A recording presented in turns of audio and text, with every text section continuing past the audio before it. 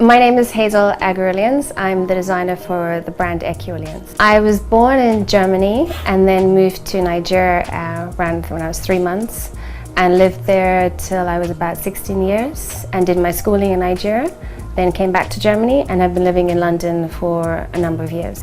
I describe Eki Orleans as it's all about bold prints in quite simple silhouettes. So for me, it's not about over the top, it's just about creating beautiful prints and translating that into lovely classic silhouettes. And for me, the person who wears it is someone who kind of quietly commands the center of attention. So it's not someone who comes in there and just seeks the attention, but it's with the prints that you get that kind of attraction. I pretty much do everything, or kind of hands-on in every area.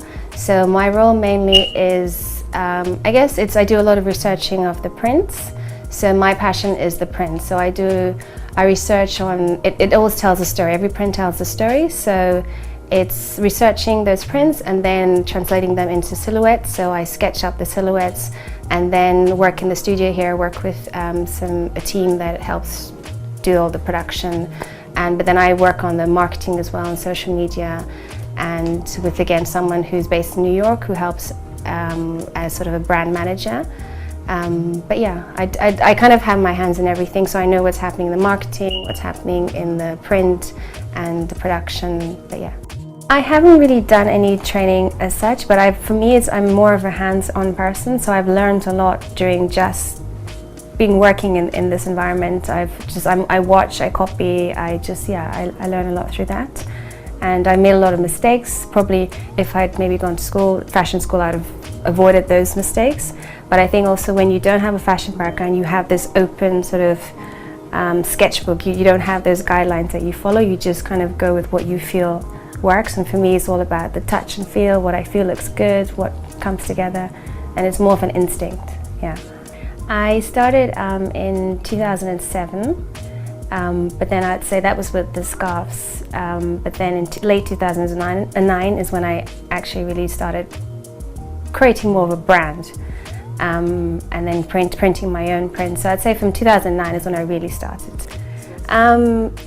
Fashion is a very competitive industry, and I felt if I wanted to make some sort of impact, it'd have to be with my own prints.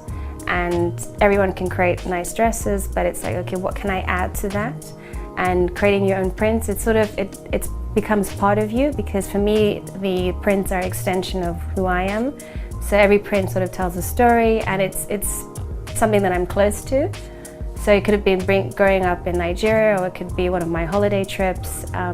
It's something, yeah, for me it was, I felt I had to bring in my own prints to stand out, rather than just sort of buying prints of textiles off the rack. The perception of how Nigerian fashion is seen has really helped boost my label, because there's a lot more sort of interest towards Nigerian fashion.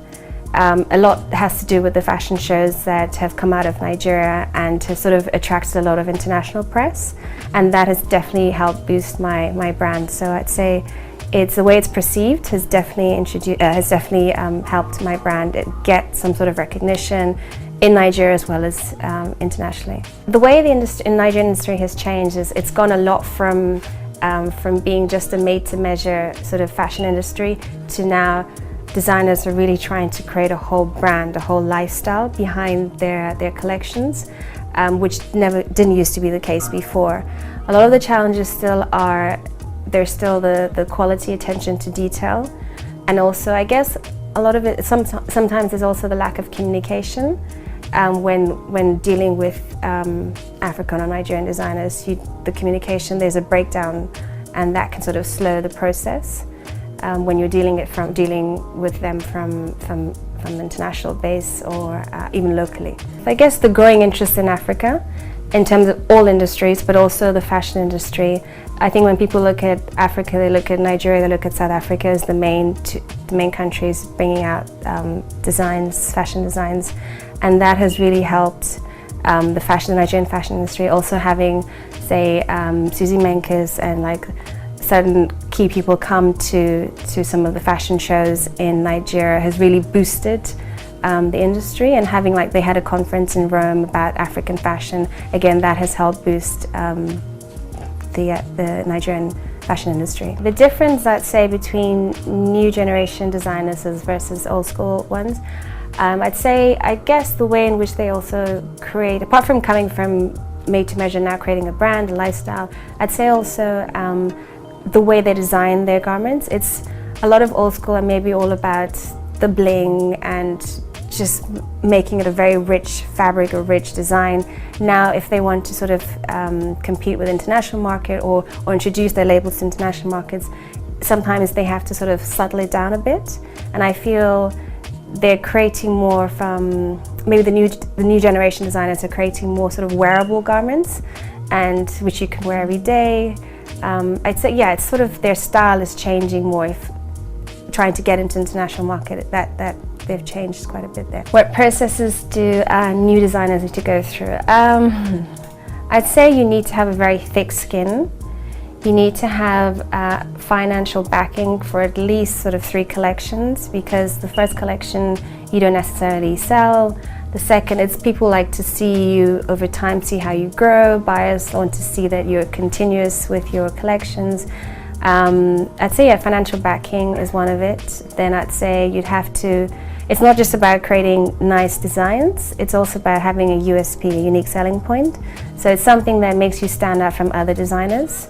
So you'd have to, I'd say that's really important that you have that as a new designer. And then just sort of, if you're passionate about it, just continue at what you do, what you love, but you have to have a very thick skin, because people will be very opinionated, and you can have some bad press, but as long as you feel like you're growing, then I'd just say keep at it. What makes a fashion brand successful? I'd say is your styles. Your style, make sure it's evolving, make sure it's consistent, there's a story to it. Something, I guess, designs also that have a signature, so people can always recognize your designs. I'd also say good communication is very important, because when people contact you, whether press, buyers, just people trying to get information from you, you need to respond to emails. That is really important as well. Yeah, and just as long as you make sure that you're taking on board what people say about your collections, and just sort of growing within you, and you feel, yeah, as long as you feel that you're growing within your designs.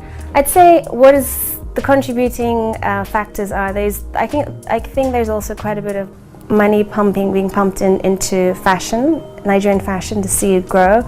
Like for example, with the Arise fashion show that happened, there was a lot of money pumped in to get designers there to showcase. And then also there are other small projects, like with the UN, getting collaborations happening. So there is that interest even internationally, sort of trying to bring the African fashion to collaborate with known international brands in the UK, in the US, Italy. So there is that interest, yeah, as I said, from the UN. What would I like to see how Nigerian industry, now the Nigerian fashion is being perceived? I think for me, I would love to see, I think I mentioned it slightly early on, it was just to see, because at the moment I feel like Nigerian fashion is sort of one segment. It's a lot about producing garments for the elite group in Nigeria. I'd love to see sort of a variety of different designers coming out, doing more edgy stuff, more creative, more just, yeah, not just, I think a lot of it is quite similar. And just to see a lot more Nigerian designers come up with different concepts that just basically push the boundary more. What my mission is, for me, it's just to be known as the African designer for African textiles, African silk prints. I'd also love to, one of my missions is to do a collaboration with an international brand, or it doesn't have to be a fashion brand, it could be like a houseware or homeware brand, but just sort of not just seen as just pigeonholed as just designing certain prints, but also taking that prints to a different level, where it can be doing the prints on cutlery, on homeware, and just, yeah, different. So just basically pushing the boundaries with the prints that I have. And I think my mission of getting there is just hard work and continuous growth. The Eki girl, as I mentioned before, is someone who quietly commands the center of attention, but she's someone who loves bold prints, loves traveling, has a feel for lovely, luxurious textiles and prints, and just someone who loves to have fun and is quite down to earth. Yeah, I'd say that's an Eki girl. Hi, I'm Hazel Aggrey Orleans. I'm the designer for Eki Orleans, and you're watching DStv.